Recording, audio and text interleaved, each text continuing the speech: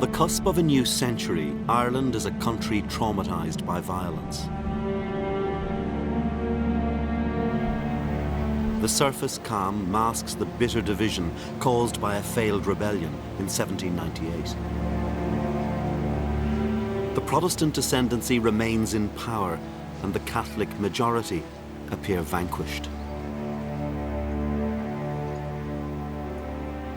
But the coming century will witness an epic transformation. The great issues of land, of faith, and who should rule Ireland will give birth to a mass politics of a kind never seen before in Europe. It is a story that reveals itself in the impoverished countryside, but also in the halls of Parliament. From the streets of Protestant Ulster to the most far-flung outposts of the British Empire. This is a story of conflict and, above all, change. It is the story of how modern Ireland was born.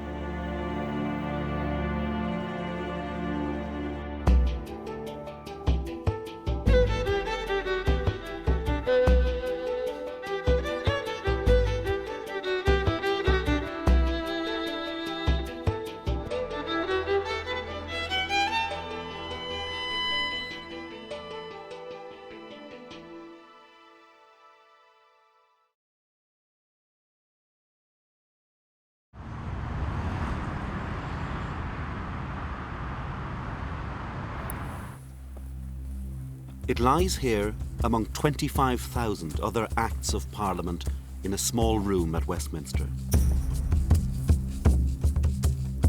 A piece of paper that sought to end once and for all England's problem in Ireland by making Ireland part of the Union.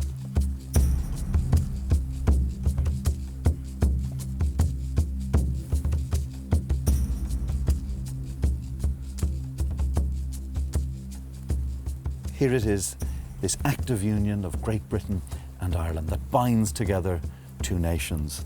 You feel a real sense of excitement looking at this, touching it, because you think of the great political campaigns that were inspired by the act of union, but also of the thousands who lost their lives in the struggle over what it represented. In the first article, it describes how from the first day of January 1801 and forever after, Britain and Ireland shall be known as one kingdom, the United Kingdom of Great Britain and Ireland.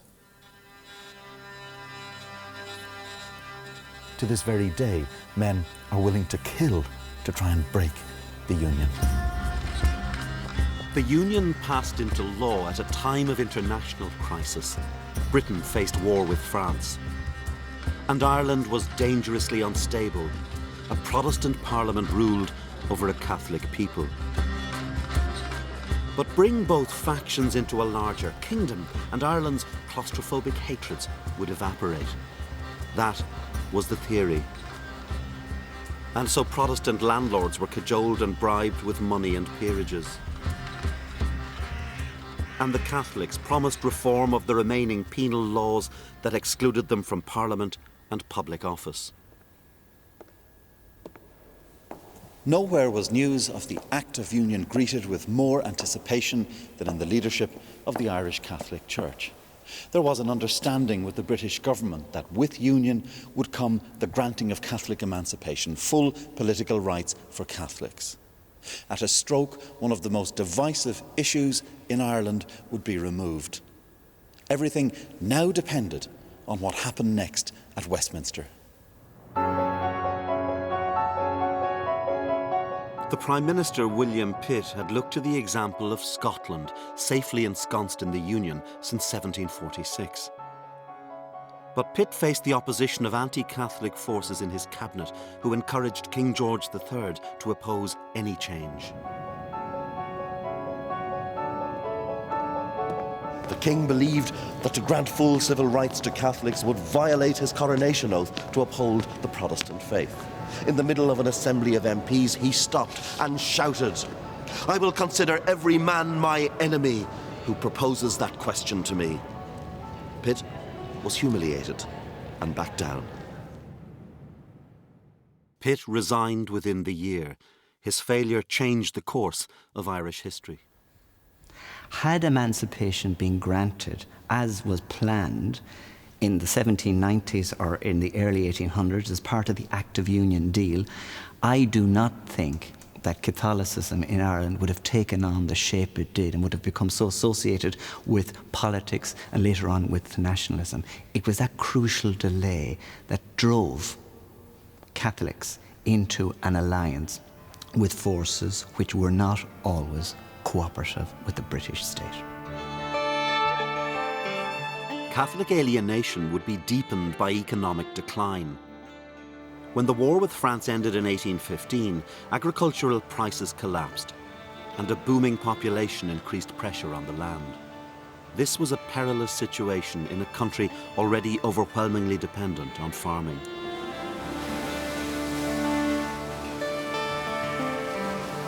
The land was subdivided into ever smaller portions. A foreign observer described how the system worked. A wealthy man would let out some land to 4 others. They in turn would rent it to maybe 20, and they to another 100 people. They would then let it out to 1,000 poor labourers. Little wonder that the hunger for land would become one of the defining themes of the Irish story. The Catholic peasantry were a people without land, political rights, or a champion. Their liberator would be one of the most remarkable figures of the 19th century, Daniel O'Connell. The typical 20th century figure that O'Connell would have the closest parallel to would be the late Martin Luther King in America. King was able to mobilize and politicize people who previously had been rather passive and indifferent. O'Connell was born into the small Catholic elite that had kept its lands after the penal laws. He was brought up here in County Kerry, but educated in France. There he witnessed the terror of the French Revolution, an experience that filled him with a lifelong dread of revolutionary violence. How would you describe O'Connell? O'Connell was a 19th century liberal. That is, he believed in constitutionalism, in human rights. He supported that sort of thing in other countries and wanted it in Ireland. In 1823, O'Connell brought the Catholic Church directly into Irish politics. His Catholic Association used church networks to mobilise the people to campaign for emancipation. They started collections outside the church where the peasants could give a farthing a week, a penny a month, a shilling a year, and they could have a badge saying they were a member of the Catholic Association. And his marshals in this, his precinct captains, were the clergy. A Protestant bishop observed, "There is what we have never before witnessed, a complete union of the Roman Catholics." O'Connell decided to provoke a crisis. He would challenge the law banning Catholics from Parliament unless they renounced their faith. In 1828 in County Clare, Daniel O'Connell became the first Catholic in Britain or Ireland to stand for Parliament in more than 100 years.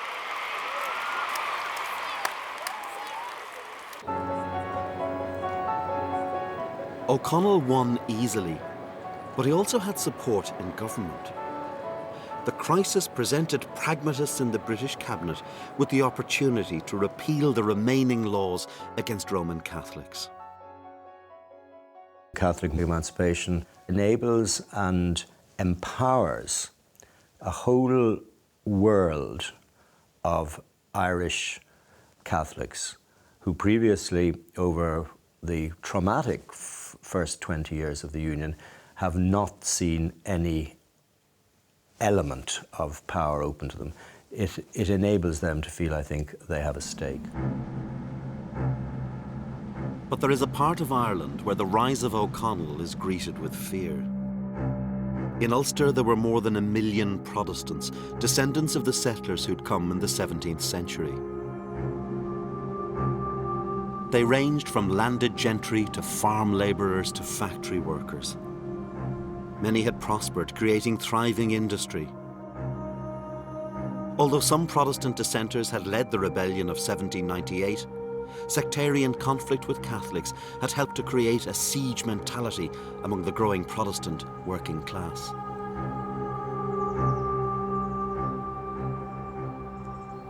It's hard to think when you look at a shell like this that it once symbolised immense prosperity. To Ulster Protestants, the world that they knew, the world that they felt secure in, was dependent on the link with Britain. It was that which guaranteed their jobs, their education, their special place in society, and of course, their religious identity. When they looked around the rest of the island and they saw the rise of somebody like Daniel O'Connell, the growth in the power of the Catholic Church, they felt panicked.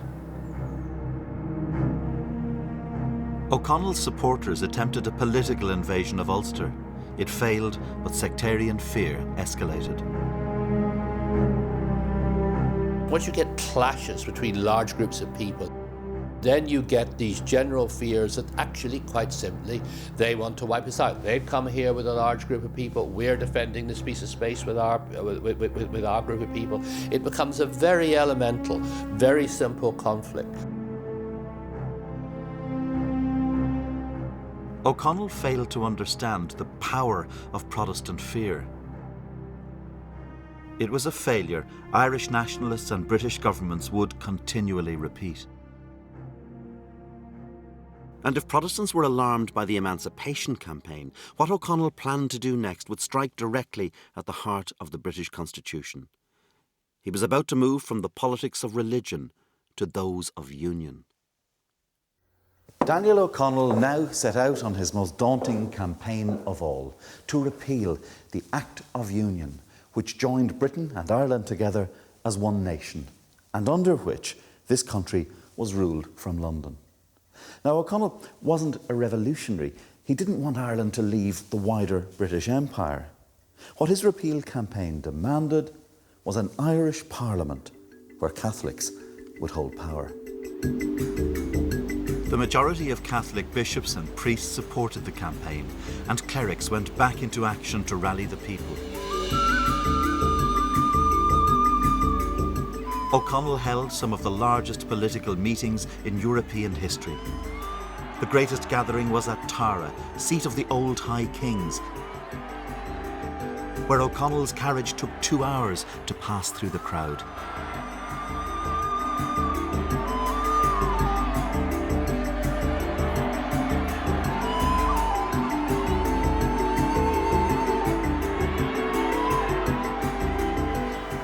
O'Connell stood here at Tara, reaching back into a mythic past to inspire his people. Reports from his supporters describe a crowd of 1 million people.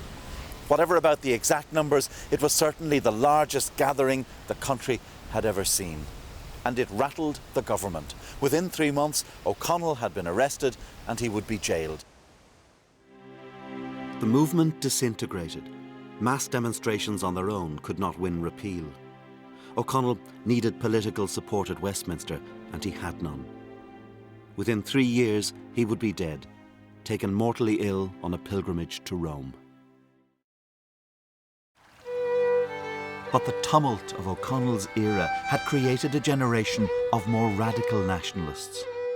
Inspired by the Gaelic past, these young Irelanders sought an identity that was politically and culturally separate to Britain. Their leader, Thomas Davis, a Protestant writer and thinker, echoed an earlier generation of Irish Protestants who'd led rebellion against Britain. Righteous men, he wrote, must make our land and nation once again. That determination will be immeasurably deepened by the events that unfold in the fields of Ireland. Here the rural poor subsisted on overcrowded land and depended almost entirely on potatoes for their food. In 1845, disease attacked the crop. Phytophthora infestans would quickly become known as the blight.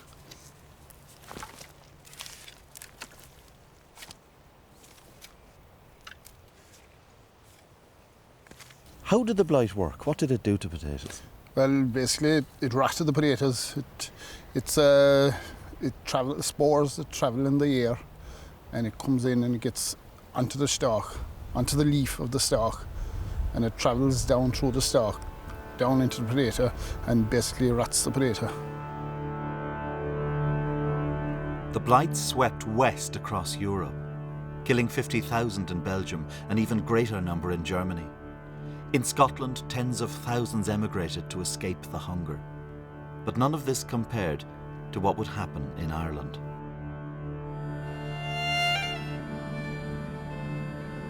The first deaths occurred in 1846, and the Tory government of Sir Robert Peel responded by importing grain to keep food prices down and by putting the hungry to work, building roads and bridges so they could earn money to buy food. By the beginning of the following year, more than 750,000 people were depending on public works. What is the prevailing mentality at that time towards something like a famine? Well, their initial response to a situation which isn't at all as bad as what it would become is, I think, fairly generous and positive. As the crisis developed, I think attitudes in London became less sympathetic. There's more exasperation and in certain quarters actually hostility and frustration and a sense that the Irish are not grateful, that they must do more to help themselves. By June 1846, there was a new Whig government led by Lord John Russell. The Whigs believed in the prevailing doctrine of laissez-faire, minimal state intervention. Saving the starving was not the government's job, but that of local landlords and of charities.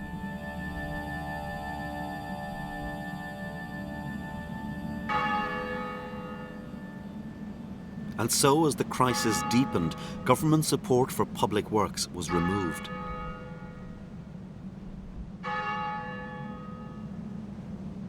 Some landlords were generous and were bankrupted by the cost of relief. Others had no inclination to help and evicted the starving. Priests were heavily involved in helping the people. In Clare, one reported how half of his 1,000 parishioners were dead. Scores were thrown beside the nearest ditch, he wrote, and left to the mercy of dogs which had nothing to feed on.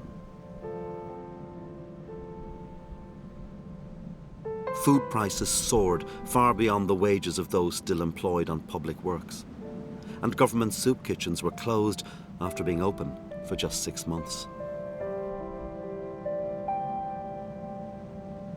Famine diseases like typhoid and cholera swept through the population.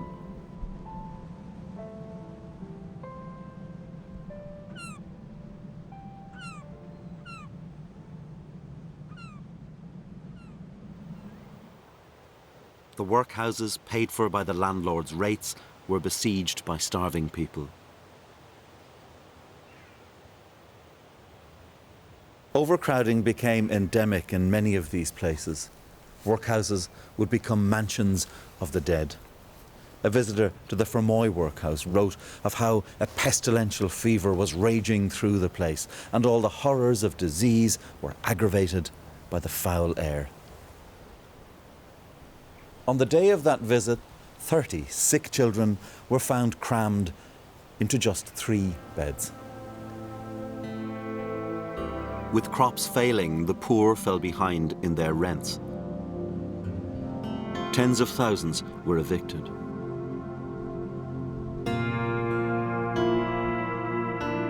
Skibbereen in West Cork was one of the hardest hit areas. In 1847, Lord George Bentinck told Parliament of news he'd received from a local clergyman. I have at this moment in my pocket a letter from the Protestant clergyman of Skibbereen, the Reverend Richard Boyle Townsend, in which he says that in the Poor Law Union of Skibbereen, 10,000 persons have perished from the famine. The Reverend Townsend became what we would nowadays call a humanitarian campaigner. From the rectory here at Skibbereen, he wrote to newspapers and to powerful political figures. This son of the landed Protestant gentry took the full horror of the Irish famine to the heart of the British establishment. Townsend even travelled to London to lobby the permanent secretary to the Treasury, Charles Trevelyan. Relief schemes were failing, he said. Emergency food supplies were needed.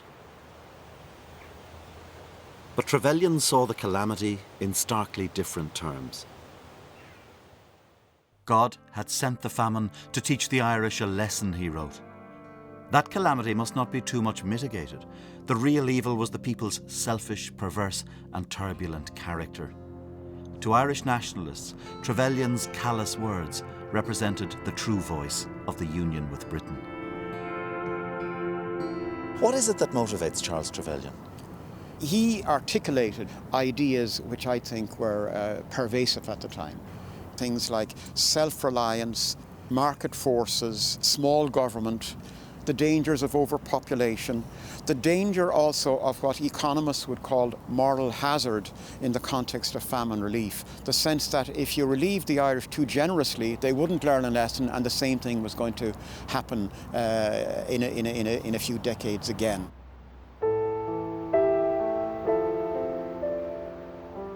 Reverend Townsend's lobbying brought newspapermen and a number of influential public figures to West Cork.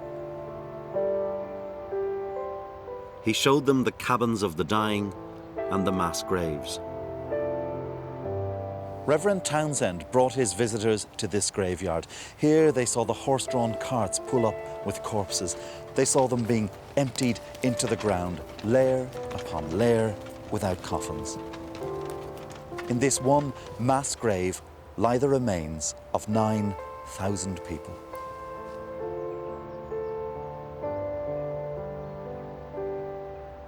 By the time the famine was over, it was estimated more than 1 million had died of starvation and disease.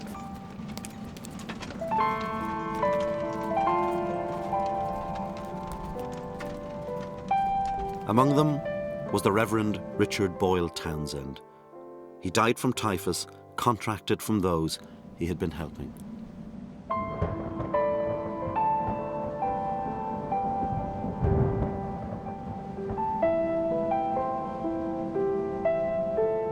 You're talking about a crisis which, by world standards, it's a big famine, but by 19th century European standards, it's absolutely unique. At that time, Britain was capable of doing much more than it did. You know, I think one has to say that. An entire class of small tenants and farm labourers vanished. Some landlords who'd been forced by the government to pay for relief went bankrupt. And there was a new phenomenon, better-off Catholics who bought land on bankrupt estates.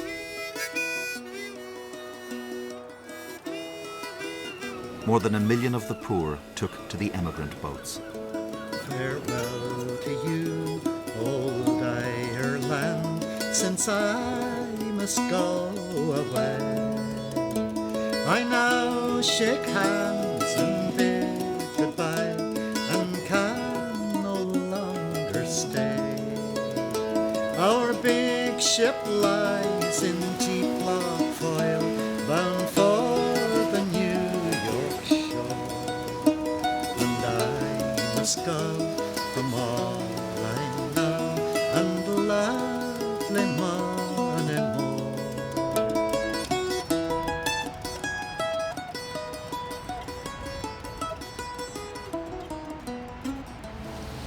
For many emigrants, this was their last sight of the Irish mainland. Ahead of them lay the Atlantic with all its hardships. In one 2-month period in 1847, nearly 5,000 people perished on the crossing. This mass migration wouldn't just change the story of Ireland, but of America too.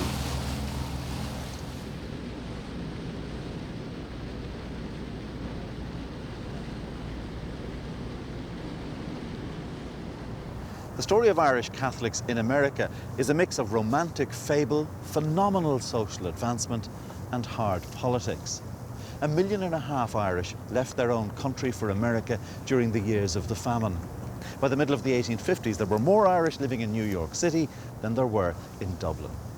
When they arrived here in their boats at the East River, they were the poorest of the poor, fanning out into the city.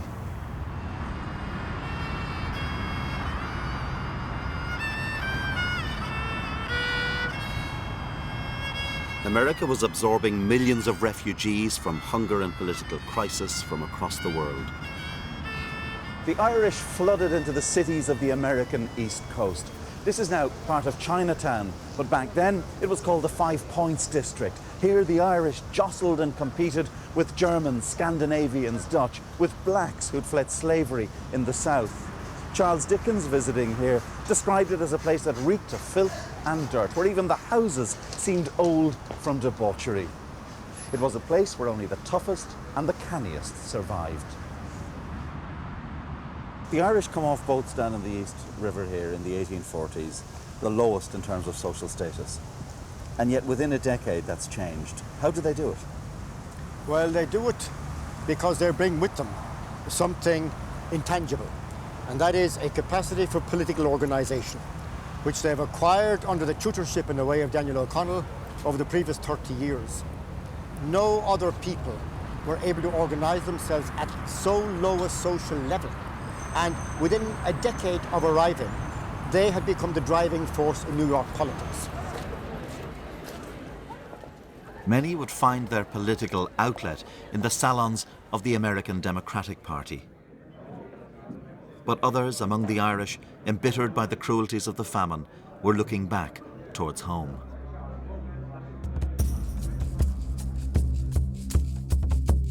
The Fenian Brotherhood, founded in 1858, was rooted in the Young Ireland movement, which had launched a failed rebellion a decade before. They set about raising political support and funds for a new revolution. By 1863, they were powerful enough to command large audiences at meetings in the prestigious Cooper Union, one of the great theatres of American political rhetoric, where Abraham Lincoln had once spoken.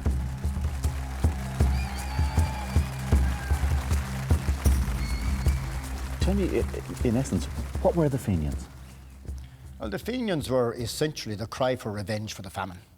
That's what they were. And they were able to mobilise over here in America because they were beyond British jurisdiction.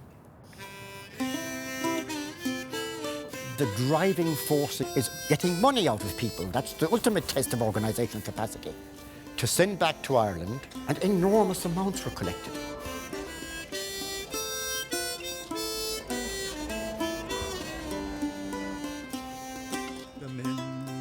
Boy to the war is gone, in the ranks of death you will find him. But it wasn't simply a question of money.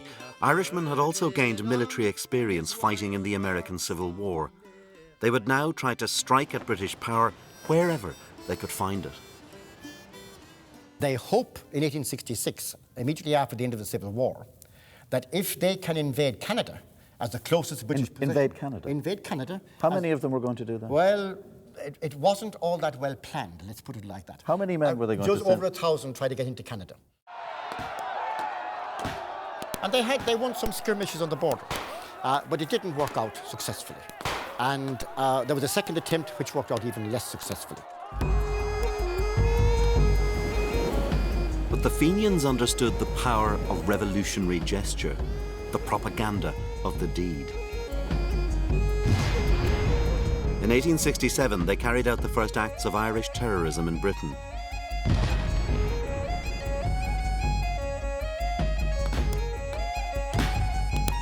When the accused were executed, they became martyrs whose deaths and ideas would inspire future revolutionaries. The idea that a self-elected elite will form the shock troop of the Irish nationalist advance. This idea is, I think, influenced by certain movements on the continent in the 1830s, 40s, 50s, the anarchist movements. There are elements of all this in their structure of cells, in their belief that you have to work by conspiracy, a gestural act of violence, often against a symbolic target. This kind of revolutionary politics is part of the essence of Fenianism.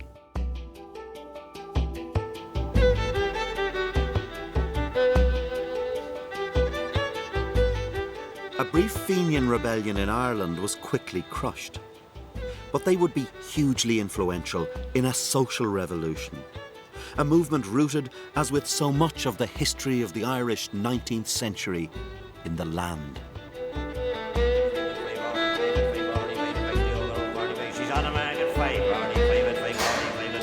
These farmers in County Kerry are the descendants of men who were tenants on the estates of landlords. Even the largest tenant farmers couldn't claim to be secure from high rent increases or eviction. Pin 2, sorry, this. Pin 2. Okay. Very good.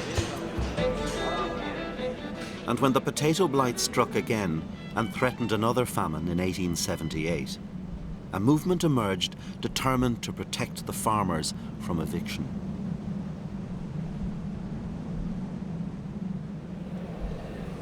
The great movement for change would be built around the forefathers of men like these. The rural poor would be mobilised into a force that sparked phenomenal social change and created a political legend. It would be led by two men as different from each other as it was possible to be in background and personality. In 1879, a 31-year-old activist, Michael Davitt, returned to his native County Mayo after spending 7 years in British prisons for his part in a Fenian plot. Davitt had come back to Mayo to rally farmers threatened with eviction, and because he saw in the rural crisis the chance to put his own socialist ideas into practice. Davitt was born in 1846 at the height of the famine. At the age of 4, Davitt, his 3 sisters and his parents were evicted from their homestead in County Mayo. The family were forced in 1850 to emigrate to England. And all throughout his childhood, Davitt was brought up with these images. And isn't the key thing that he grows up profoundly shaped by radical ideas of English socialism? Yes, that's true. In fact, his experiences would have been more in tune with the industrial working class of Lancashire. For him, that relationship between them and their landlord was no different from a relationship between the industrial boss and the industrial worker.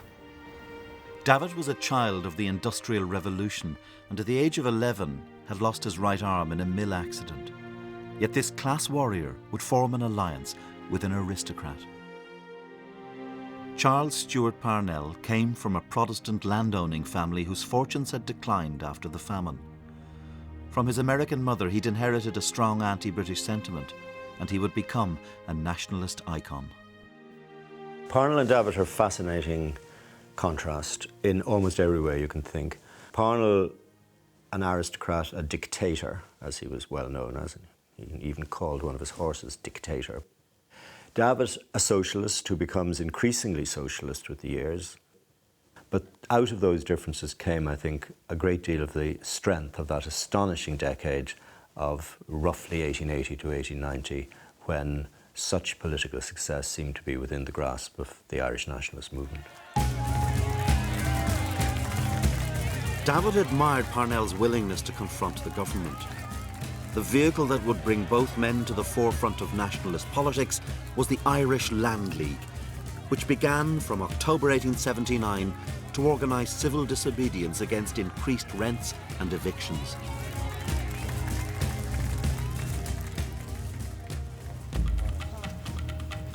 One of the first cases taken up by the League was that of a tenant farmer in Lunamore, County Mayo. Anthony Dempsey had fallen behind on his rent and faced eviction.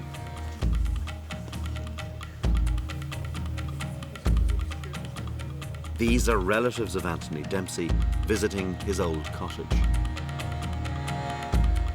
Thousands of people gathered here to prevent the eviction of the Dempsey family.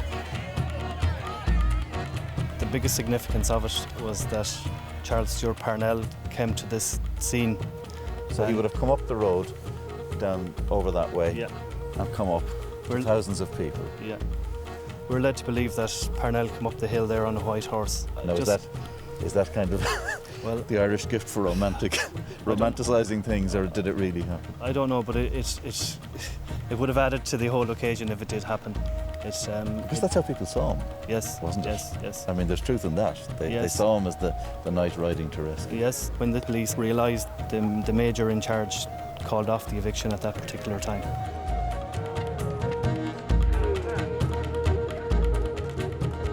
Vast sums of money were raised through the Fenian networks in America and used to subsidise evicted families. The League was both rural trade union and nationalist movement. A rent strike was declared. The League tapped into rural traditions of coercion against those it called the people's enemies. The Land League develops a new tactic called boycotting, or social ostracism. One of the other aspects of this was what became known as moonlighting, where those who went against the unwritten law would be visited at night or would receive letters or warnings about their conduct, and even to have mock funerals, kind of symbolise the end of them as members of the community.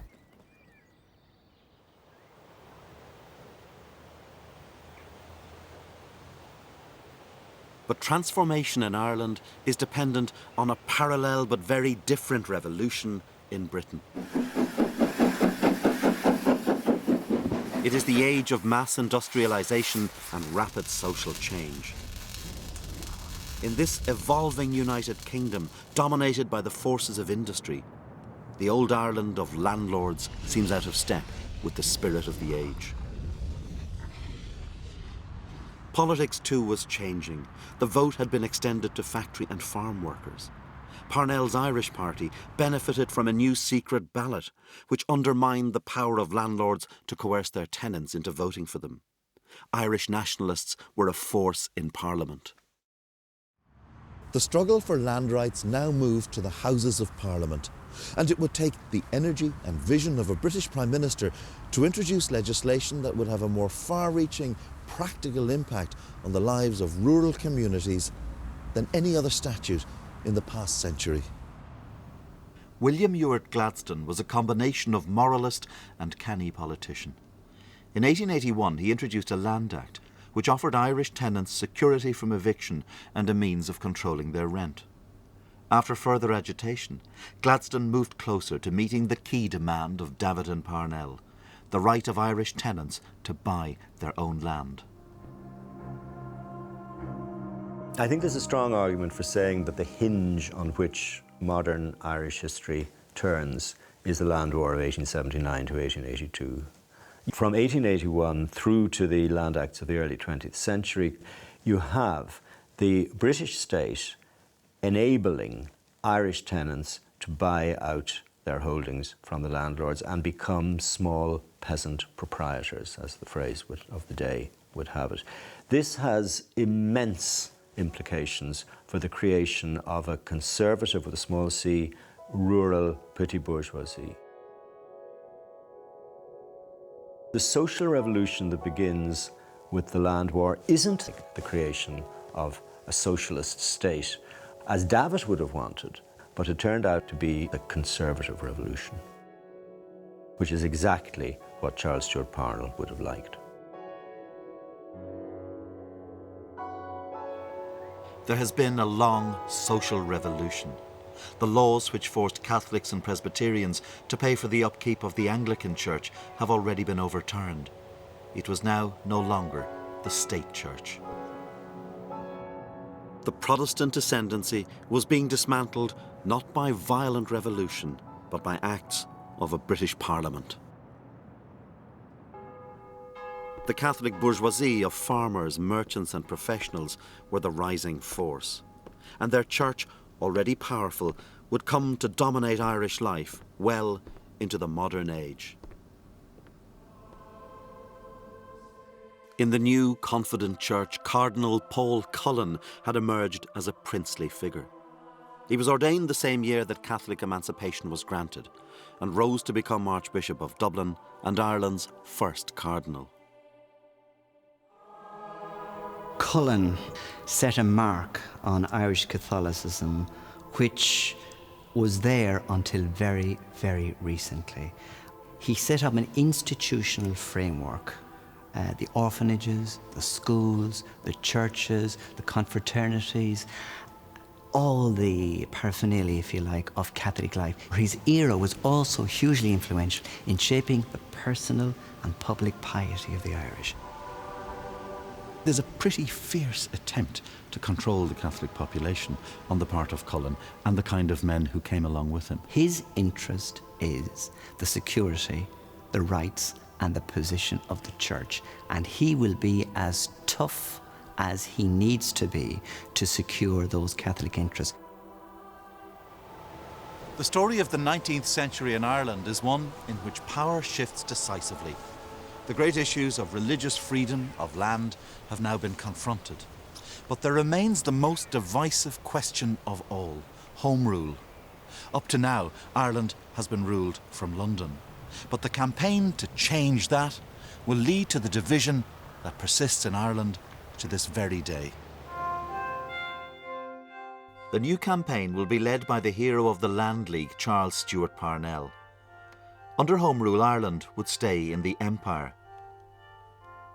But it would be ruled not from London, but Dublin, and by a nationalist-dominated parliament. By 1885, Parnell was in a strong bargaining position. His party now held the balance of power in Parliament, and he found Gladstone a willing partner. This deeply religious man was beginning to see Ireland as a divine mission and Home Rule as a means of repaying the Irish for the cruelties of the past. And there was a pragmatic consideration. Gladstone needed the support of Parnell's MPs to keep his government in power. For moral and political reasons, Ireland mattered as never before. By 1886, Gladstone was ready to put a Home Rule bill before the House of Commons. Parnell and his MPs listened intently as Gladstone declared that this was a golden moment, which rarely returns. The British Prime Minister had placed his political prestige and the formidable weight of his oratory behind self-rule for the Irish. But it wouldn't be enough. The bill was defeated by 30 votes. Many of Gladstone's own Liberal supporters, fearful that Home Rule could lead to the breakup of the Empire, voted against him.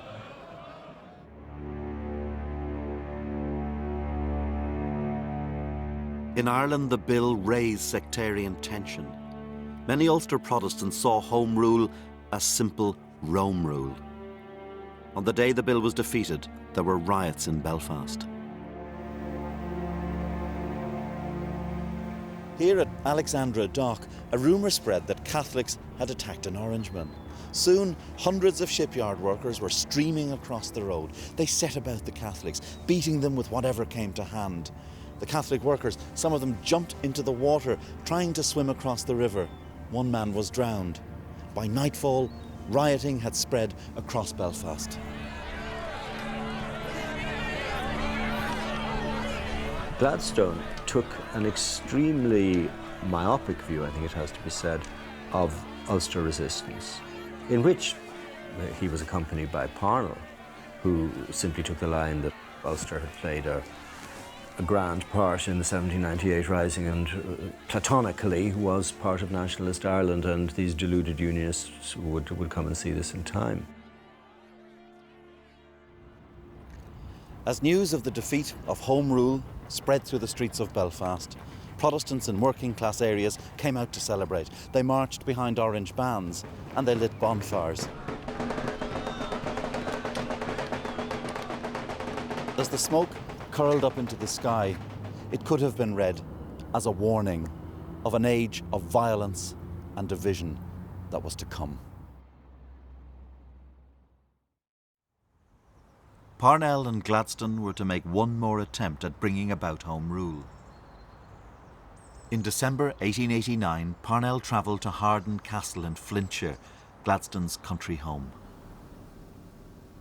The Irish party leader came here to meet Gladstone as the year ended, and the possibility of a great new campaign for Home Rule bubbled in the air, until calamity descended. It was the biggest sex scandal of its time. Parnell's nearly decade-long liaison with a married woman, Catherine O'Shea, became public when her husband, from whom she was separated, sued for divorce. Her husband was one of Parnell's MPs. Victorian opinion was scandalised by false stories about Parnell donning disguises and fleeing down a fire escape. His party would now be confronted with a stark choice by the Prime Minister. Gladstone realised that the forces ranged against Parnell were simply too powerful. And within his own party, the voices of the morally affronted were growing louder. He wrote to the Irish Parliamentary Party that if Parnell were to remain as its leader, his own position as leader of the Liberals would become impossible. In this way, Gladstone cut Parnell loose.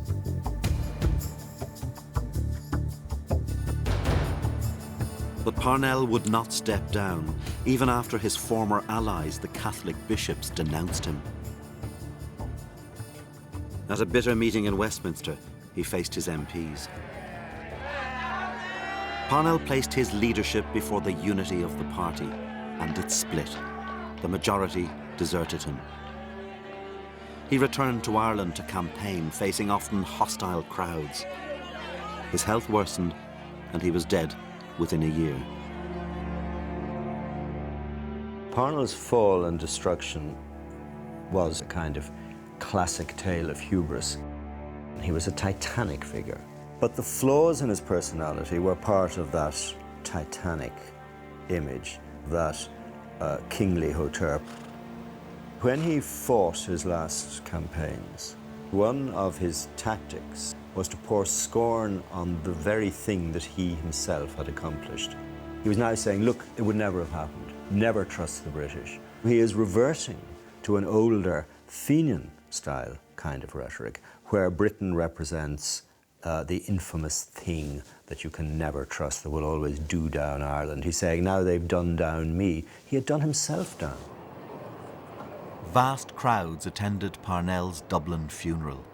A star has been laid low, wrote the poet W.B. Yeats.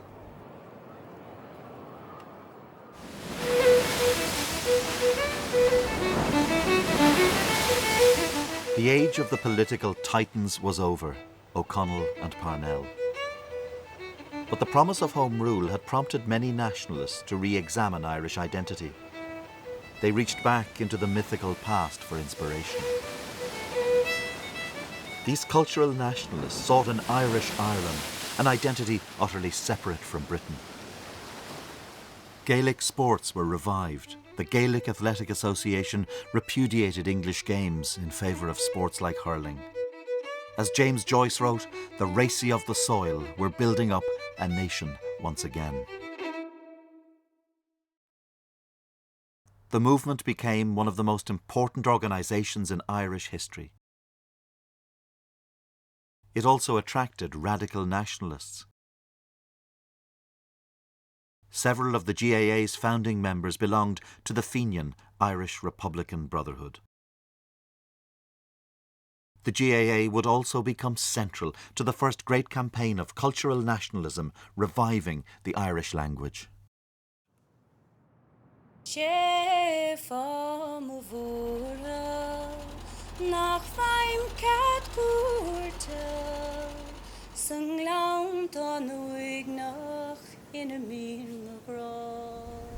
Stretching back century over century, the Irish language had been the dominant tongue on this island.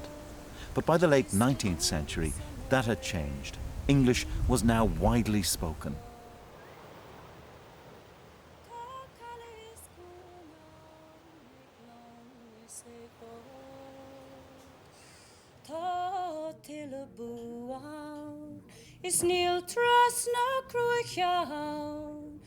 Agus a gceann den na daoine de bhí béarla an teanga Commerceáid, an teanga Obair, agus de bhí Gaeilge teanga na daoine bochta.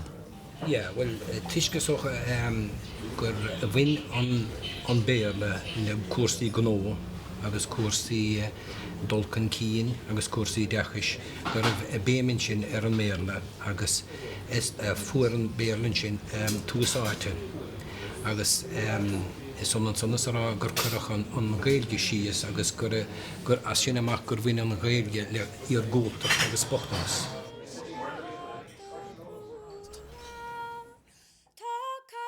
The attempt to revitalise the language led Douglas Hyde, a Southern Protestant, to co-found the Gaelic League. Hyde was no revolutionary, but the movement attracted a growing number of militant nationalists.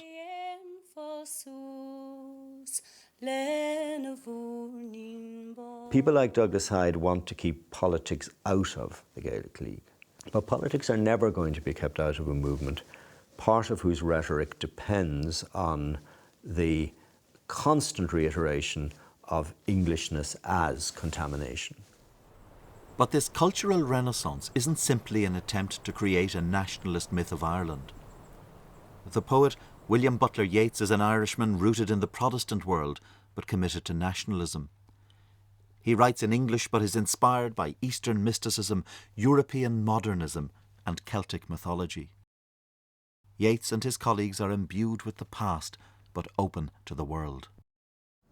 It comes from the kind of interest in Irish literary origins, which has been going on since the 1830s and 40s, with translations of old sagas and with an interest in the literary content of the Irish language. And they're very alive to a European tradition. And I would say that one of the great inheritances they give to the Irish cultural tradition is that broadness, that sophistication, that Europeanness. The cultural ferment encompassed revolutionaries and moderates, mystics and scholars, and more than one literary giant. Yet for many Irish people, it was not the imagined Ireland of the cultural nationalists that framed their worldview, but a British Empire that in the late 19th century had never seemed so powerful. The Dublin of the Revival was an imperial city.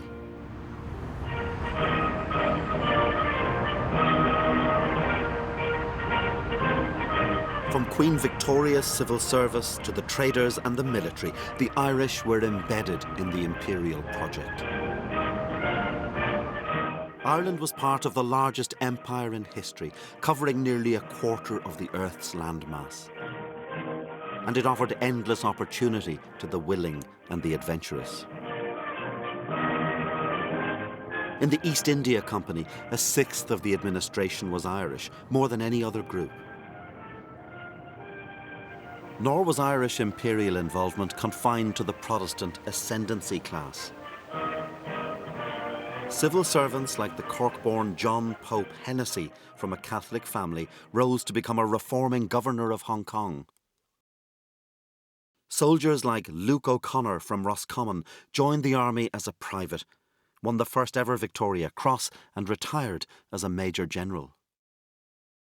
In 1897, here in London, the Empire celebrated the Diamond Jubilee of Queen Victoria. Victoria could contemplate her vast dominions with confidence. Even in Ireland, so long, so troubled, the Pax Britannica seemed secure. It would be shattered by events many thousands of miles away, and they would resonate loudly in Ireland.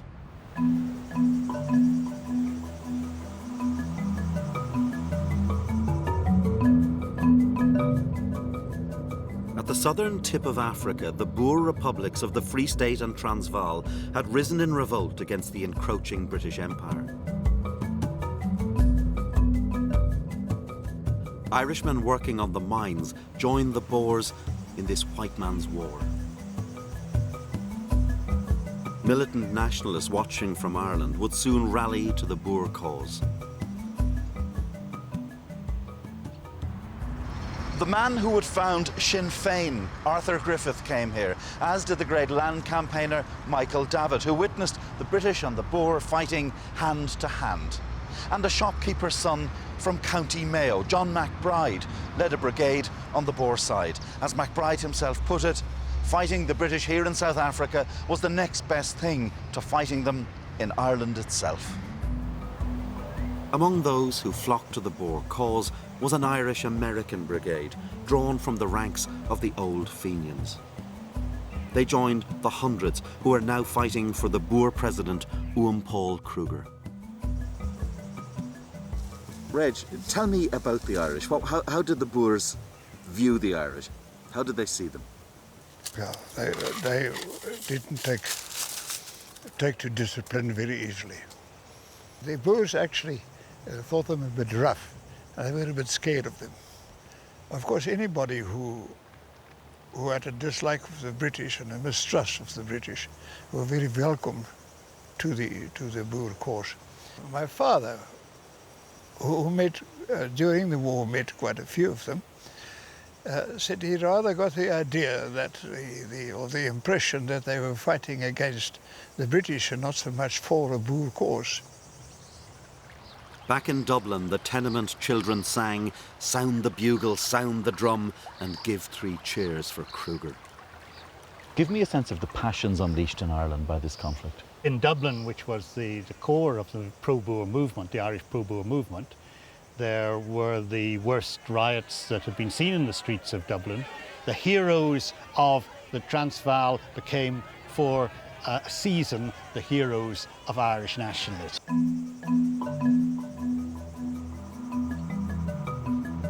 But there was another Irish reality in South Africa. Far more Irishmen, some 40,000, fought on the British side.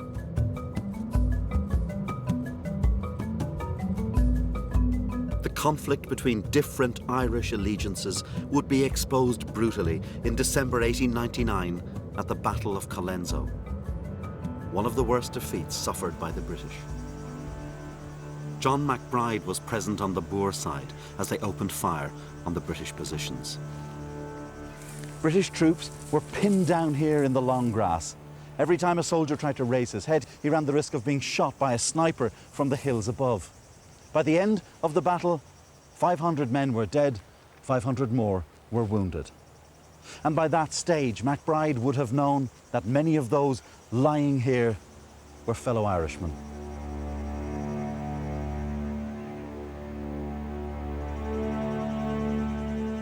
These men were loyal to their regiments.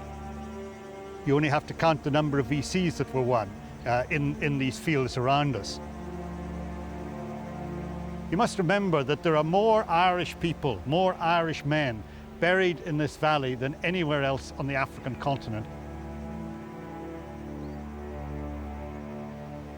The Boers lost the war, but they had, in the words of Rudyard Kipling, taught the Empire no end of a lesson.